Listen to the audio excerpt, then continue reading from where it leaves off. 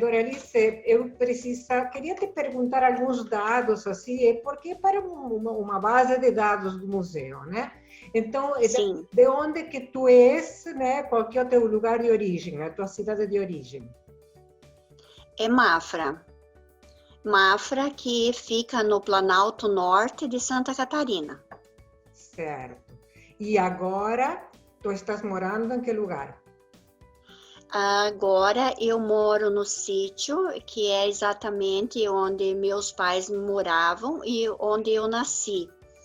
E então, quando eu me casei, nós moramos em Rio Negro, que fica no Paraná. Moramos lá 6 anos e depois mudamos aqui para o interior. Isso foi em 83.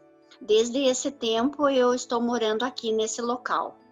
83, ou seja, quase 40 anos, né? Sim, sim, isso Certo. mesmo. E é sítio, é fora da cidade? Sim, 20 quilômetros. Hum, e aí tu vens Uhum. com muita frequência para a cidade ou fica sempre Ah, numa... ah, quando normalmente uma vez na semana e quando necessário, muitas vezes até todo dia ou assim, dependendo da necessidade. Hum, Mas normalmente eu me programo já para botar algumas coisas de material para ir embora, ou assim, em questão de ir no mercado ou outros afazeres, eu já me programo para uma vez na semana. e as matérias-primas para teu trabalho, tu compras na cidade? Como é que é? Porque o meu trabalho, como ele é todo com material assim natural que eu pego com a natureza.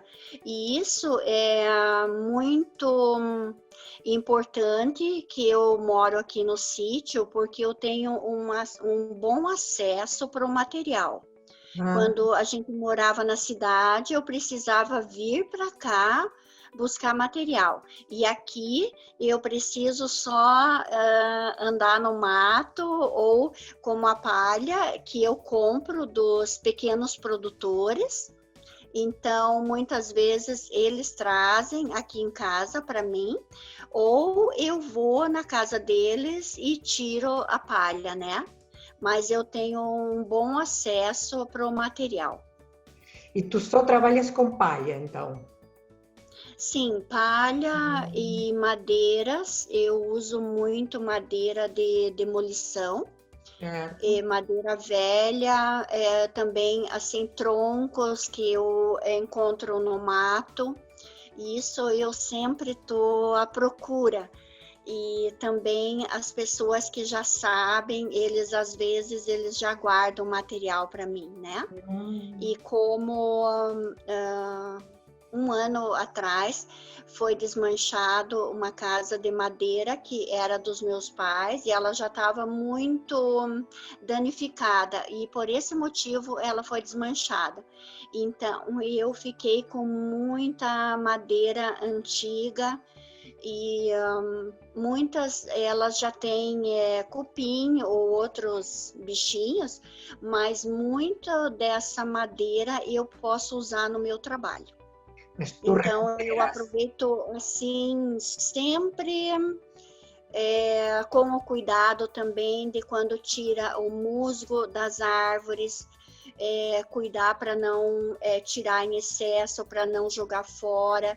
E a gente tem muito cuidado nesse sentido também de ajudar a cuidar da natureza. Certo. E me diz uma coisa, como surgiu a ideia de trabalhar com estes materiais? Por quê? Porque assim, é porque meu marido, ele veio de uma família de artistas e ele era um artista. E aí, quando A gente namorava e depois mesmo quando nós casamos e moramos então em Rio Negro, a gente vinha aqui para esse sítio, para casa dos meus pais todo final de semana. E aí meu marido, ele já assim, já estava de olho sempre em materiais diferentes, e ele era alemão. Então, ele era muito, assim, criativo, e ele tinha curiosidade com matérias-primas diferentes. Então, ele já começou a trabalhar com palha de arroz, fazer navios, aqueles navios tipo... lá do lago Titicaca, né? Aqueles certo, navios primitivos. Isso mesmo, imitando o junco. Isso mesmo. Aí, então, e meu pai, ele era agricultor. Então, tinha muito milho, e nós já começamos, então, a experimentar de trabalhar com a palha de milho. E também porque tinha também aqui na região muito porungo, nós chamamos porungo, mas também chama cabaça ou catuto, eu não sei como vocês chamam, né? Então, nós já começamos a fazer personagens usando a palha de milho e usando as cabaças como manjedoura. Eu posso te mostrar alguma coisa nesse sentido? Claro, claro. Então, por exemplo, essa peça aqui, né? Ela tem a cabaça, ela acomoda os personagens, claro, né? E claro. com isso ele já fica um presépio assim pronto, que a pessoa já pode só pegar e botar num devido lugar para ter ele em casa, né? Então, assim, a gente já começou a fazer esse trabalho. E mesmo que a gente trabalhava em Rio Negro, uma fábrica onde que eles faziam artesanato, mas usando gesso.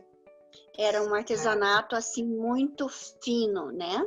E a gente trabalhava lá. Mas a parte, a gente já começou a fazer esse trabalho usando esse material natural. Mas quando tu dizes, perdão, quando tu dizes a gente, seria tu e teu marido? Sim, sim. Certo. E aí, então, a primeira feira que nós fizemos uma remessa, e a primeira feira, então, foi com o pessoal, seria do Provopar, só que eles era Uniarte na época, não, né? Então, foi numa praia do Paraná, era Guaratuba.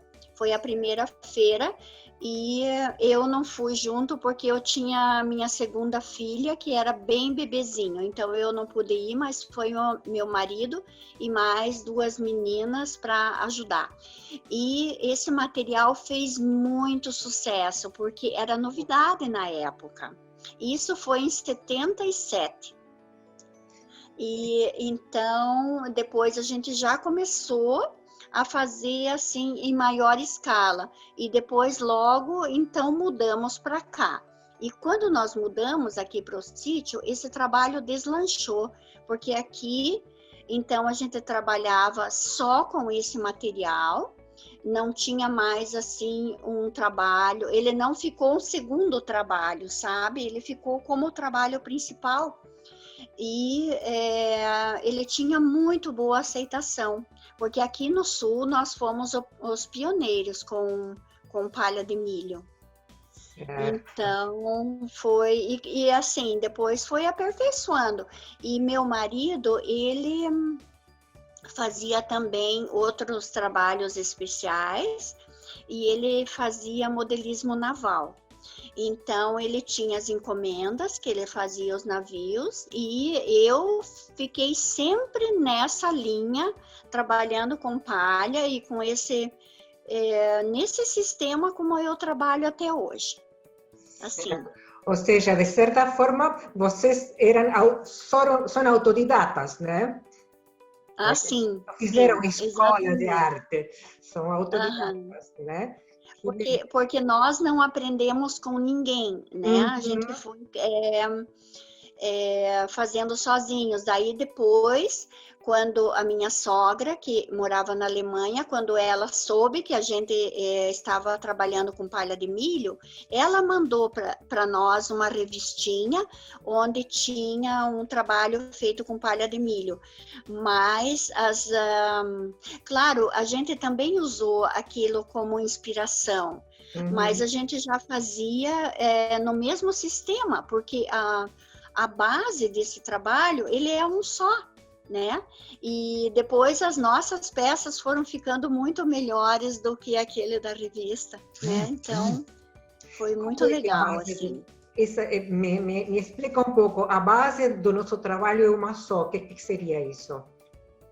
Porque se a gente vai fazer uma boneca, por exemplo, você tem que começar de uma certa forma, e esse início de um personagem não muda muito. O que muda é depois o sistema determinar ele, sabe? Então, cada pessoa daí tem o seu jeito de fazer e tal, mas a base é uma só. Entendi. Agora entendi. Uhum. Então, tu dirias que o diferencial do teu trabalho é esse, né? Esse tipo de... Todas estas coisas que tu me contaste até agora fazem a grande diferença do teu trabalho em relação a outros artesanatos, né? Sim. E também... eu não me vejo trabalhando com outro material, sabe? Porque muitos artesãos, pelo menos aqui na nossa região e que eu conheço, eles fazem... são poucas pessoas, assim, que, por exemplo, trabalham com couro e vão trabalhar com couro a vida toda. São poucas pessoas, né? Porque normalmente tem aquele material da época. Então, os artesãos, eles agora estão fazendo couro, por exemplo. Então, muitos largam o material que eles trabalham e vão trabalhar com esse material, né? E depois, então, eles pulam para um outro material ou outro, e eu nunca fiz um outro material, somente palha de milho. Claro, misturando, assim, esses materiais que têm a ver com a palha, né? Certo. Nessa harmonia com a palha. E assim, como tu tens a palha de milho? Tu tens plantação de milho? Compras a palha? Como que é? Quando o meu pai ainda vivia e ele plantava milho, sim. Aí a gente tinha o milho da casa dos meus pais. Mas depois eu compro a palha de milho, porque aqui tem muitas plantações de milho, né? Só que esse milho que o pessoal planta para vender grãos, a palha não é boa para fazer artesanato. Não? Porque é um milho, claro, é modificado, né?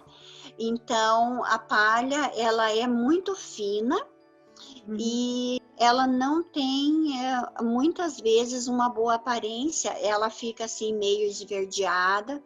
Isso porque se dá um tempo com muita chuva e fica muito úmido, então a tendência é a palha ficar esverdeada, porque por causa da ureia que eles põem para o milho ter uma boa produção, com a umidade ele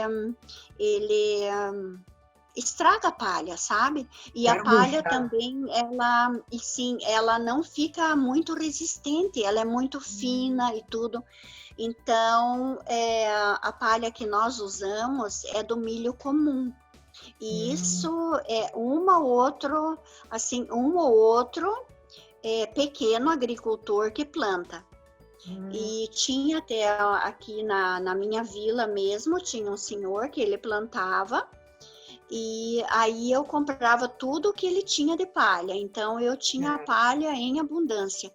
Hoje ele não planta mais, então muitas vezes eu vou para outras vilas aqui assim ao redor para ter essa palha. Mas eu ainda consigo, sabe? E é a palha do milho comum, que é essa palha, sim, que ela tem ela tem diversas tonalidades, né? Porque nós não usamos tingimento, é toda palha natural. Então, ela tem algumas tonalidades. É muito bonita. Essa palha de milho aí, ela não está tingida, então? Ela é natural? Não, é natural. É sim, natural. É natural. Mas ela, quando estava menos seca, digamos, era mais verde, é isso ou não? Não, é só quando o milho está verde, então sim. Mas que essa aqui nós chamamos de palha roxa, né? E depois ela já vai ficando para essa cor. Mas tem também a palha branca, que nós usamos muito. Mas é desse milho comum, que a palha ela é mais grossa e ela é muito melhor de trabalhar do que esse que é do milho para produção de grãos, né? Certo, entendo. Mas ela tem muito... Se tu guardas muito milho, muita palha, ela não encaruncha? Não, porque a gente guarda a palha, tira ela da espiga de milho, porque o caruncho vem nos grãos de milho e aí eles furam a palha. Então a gente tira e guarda ela bem guardadinho em caixas de papelão ou mesmo em sacos. E aí a gente tem palha até a próxima safra. Assim. E quantas vezes por ano é essa safra? Um ano. Porque é de uma colheita até a próxima, né? Isso é uma vez por ano aqui. Certo. Então, já tem que ficar prevenido e ter palha suficiente para não acontecer depois de você ter encomenda e tal, e não ter palha, né? Claro. E tu produzes para colocar no mercado e também só encomenda? Ou tu fazes uma produção para vender e aí mais nada? Ou seja, não sei se fui clara com a pergunta. Tu produzes e ficas com mercadoria em estoque ou só produzes sob encomenda? A gente produz durante o ano, porque como o meu material é muito na direção natalina, então eu tenho muitas peças pequenas que eu vendo o ano todo. Por exemplo, lá no Ceará, em Jericoacoara, onde que é uma praia com muitos turistas. Então eu vendo o ano todo. Eles compram principalmente peças pequenas. Eles pedem diversas vezes durante o ano. Então a gente já sabe. E quando a gente não tem muita encomenda, vamos fazendo peças e deixando pré-feito. Para quando vem, então, mais no final do ano, que como agora, é o tempo onde que a gente tem mais encomendas, né? Esse ano está um pouco mais fraco que está tudo diferente esse ano, né? E daí também, como eu vou nas feiras nacionais, então lá a gente já sabe, no mês de julho tem feira em Recife. Então, já vamos se preparando desde abril, maio, a gente já está se preparando com o material para a feira em Recife, né? E depois, em outubro, normalmente a feira é em São Paulo ou em um outro estado. Então, a gente já sabe mais ou menos, né? E daí eu levo também material para Florianópolis, lá na Casa da Alfândega. Certo. Então, isso eu faço assim, não levando muito material, mas a gente já sabe o que sai mais. E também eles dão dicas, tá precisando isso ou isso, né? Certo. Eles já E sugerem. também... Eles E sugerem também, mais ou menos para onde que vai o mercado. sim, sim. Uhum. E também do tabuleiro de xadrez, quem compra mais são as empresas grandes.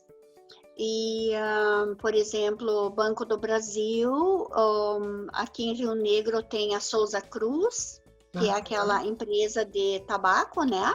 Sim. Eles foram, assim, bons clientes. Hoje está mais devagar, mas é para essas empresas que a gente produz mais o tabuleiro de xadrez.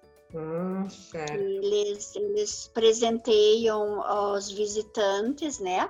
E como quando eu trabalhei então com o Paraná, na época que o Jaime Lerner era governador, ele colocou o tabuleiro de xadrez como presente oficial do governo do Paraná. Então, eles presenteavam os jornalistas e pessoas que visitavam, e dessa forma, assim, né? Mas queria voltar um pouquinho a peça. Coloca mais um pouquinho frente da câmera esta pecinha. Essa? Isto. Me É. diz uma coisa, quais os materiais então que temos aí? Temos a palha de milho, que seria o vestido, a bonequinha em si, como é que me faz uma descrição da boneca. Tá, então, para fazer essa peça, a gente começa fazendo um esqueleto, né? Usando arame galvanizado para fazer os braços, porque ele tem que, todos os braços, mesmo de peças bem minúsculas, eles têm que ter um araminho dentro, porque senão o braço ele não fica como a gente quer que ele fique, ele não se dobra, né? Então a gente começa com o esqueleto e aqui nós usamos para a cabeça uma bolinha de isopor, coberta com palha de milho, né? O isopor fica escondido, mas é isopor. E senão eu também uso para cabeças bolinha de madeira, que eu encomendo então numa tornearia. Mas essas cabeças maiores a gente usa daí a bolinha de isopor. E para fazer esses passarinhos a gente usa também bolinha de madeira ou bolinha de isopor e a palha de milho. E um palitinho para fazer o bico. E aí, claro, aí tem que fazer um enchimento para ele, e aí você vai formando esse personagem, né? E assim como essa madeirinha que eu coloco ele em cima, esse aqui é de embuia. E isso são tudo restinhos que eu consigo, restos em uma serraria, ou dessa forma, sabe? Ou como madeira de demolição e assim para fazer esse tipo de madeirinha, né? O palitinho de fósforo ou de dente? Não, esse aqui é palitinho de dente. E aí, esse cabelo aqui tá feito com lã. Mas normalmente a gente usa o próprio cabelo de milho para fazer o cabelo dos personagens. Aonde que eu tenho? Aqui. Aí aqui eu tenho um anjinho, que esse ele também a gente usa, mas muito pouco, fazendo dessa forma, com um tecidinho colado em cima de um papel cartaz ou uma coisa assim. Esse aqui também é isopor a cabeça, e o cabelo é cabelo de milho. Cabelo de milho. Uhum. Ele também tem diversas tonalidades, então fica os mais clarinhos, mais escuros.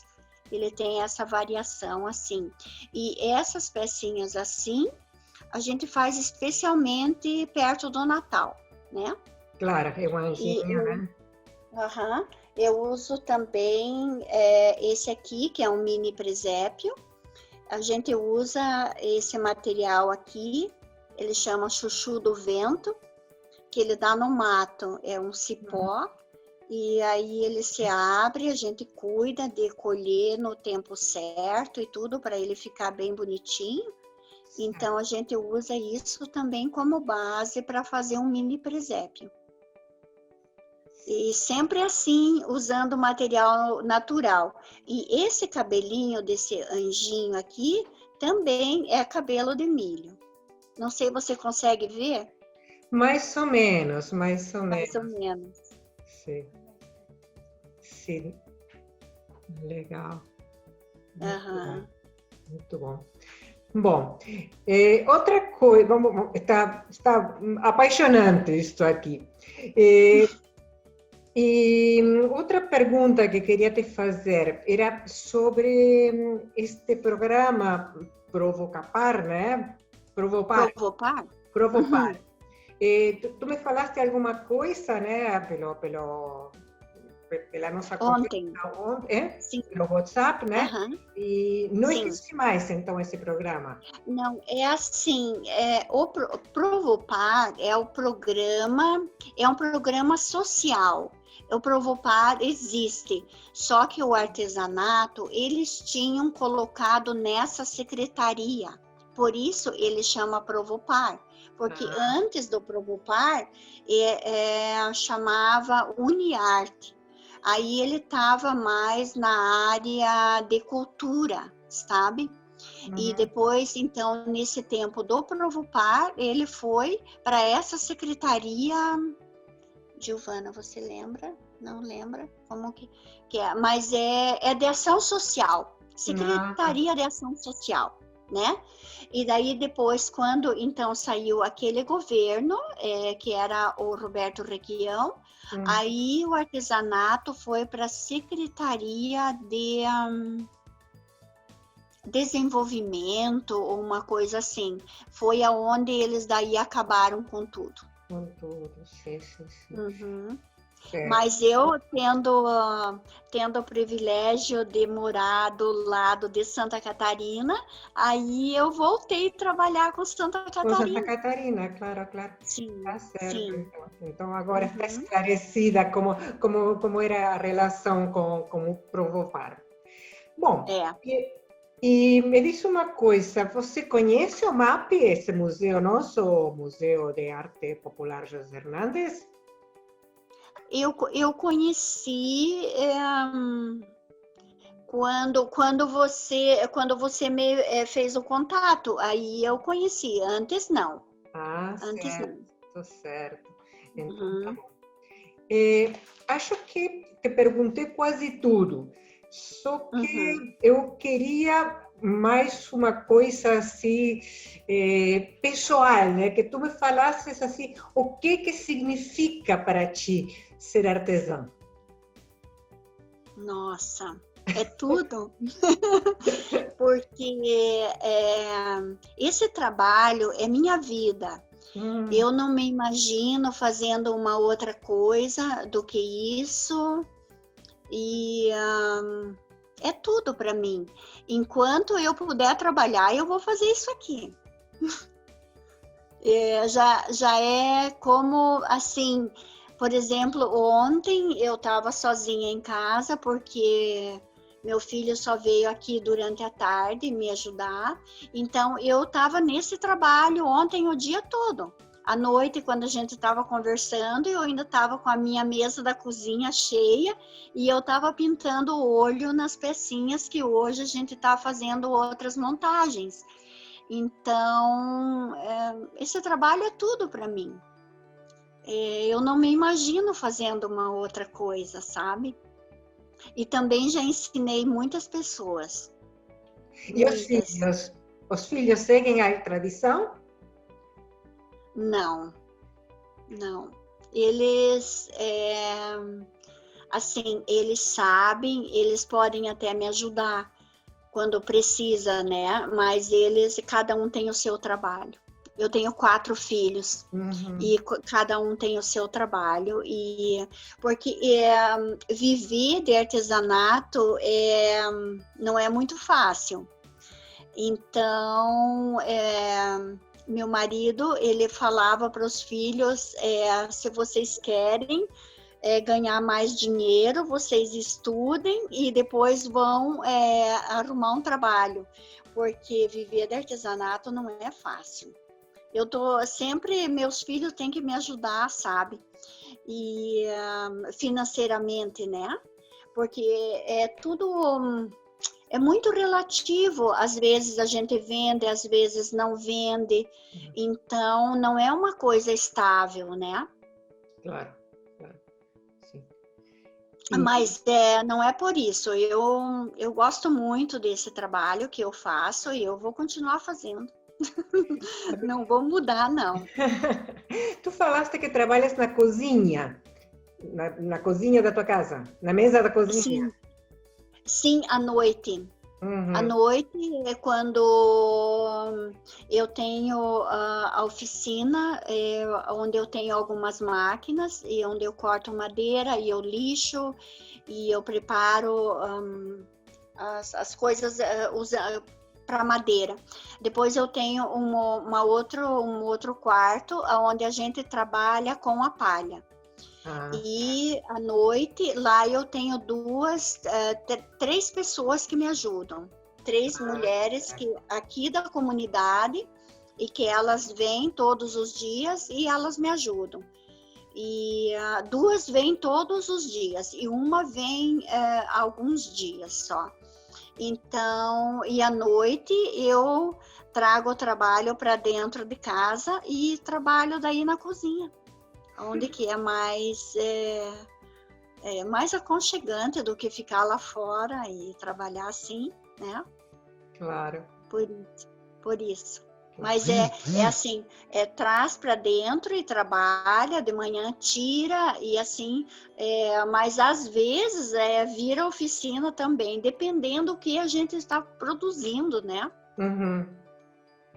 Agora eu estou fazendo uma encomenda que vai para São Paulo e mais uma encomenda que vai para Caxias do Sul. Então, e depois disso não tem encomenda por enquanto, né? Esse ano está muito diferente mesmo. Claro. Sim. É o ano da peste.